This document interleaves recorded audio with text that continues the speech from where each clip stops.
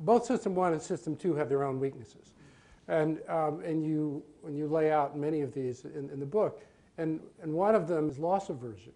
When I took economics, we assumed we had rational economic actors, and people would act rationally, at least as their intelligence permitted them to. The biases that you describe in the book are not rational. Well, I'll give you an example of the kind of thing that economists assume doesn't occur, but which in fact does occur. When people own a portfolio of stocks, they tend to remember the price that they paid for the stock.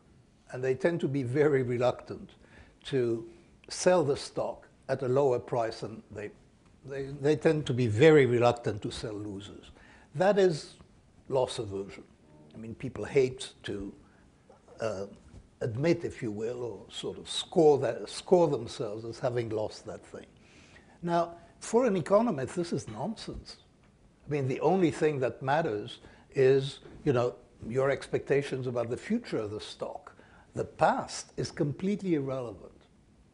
And, there are expressions like sunk costs and other. So this is really irrational, and it's really irresistible. People are very sensitive to gains and to losses, and that's how we think of consequences. It's important in negotiations. Negotiations, especially in the presence of prior contracts, are about concessions. Concessions are losses to me and gains to you. And losses are worth, as a rough rule of thumb, are weighted about twice as much as gains. So that means that the concessions you make to me, I value them little, and the concessions I make to you, I value them a lot. And that makes agreement very difficult, especially in the presence of prior contracts. So those are, that's an example of loss aversion. And then taking this to social policy, sort of macro policy, we have in this country and in Greece and in other places a problem that we have to somehow make people get less than they had before. People have to give up some entitlements. They're unsustainable. We can't afford them. This makes that problem, presumably, even more difficult than it otherwise would be. Oh, it makes it, it's very difficult to think of a solution except forcing people into that, because the sense of entitlement develops even when the entitlements are not formalized. Anything that we've become accustomed to, we feel entitled to have. And anything less than that is going to be coded and evaluated as a loss.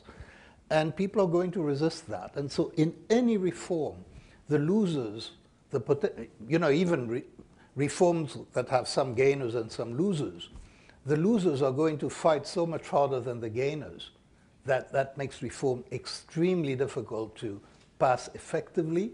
And typically what is done is that you allow the gainers to gain, but you actually do not impose losses on the people who you should impose on. And so reforms are always more expensive than they're expected to be, because that's the only way you can make them pass.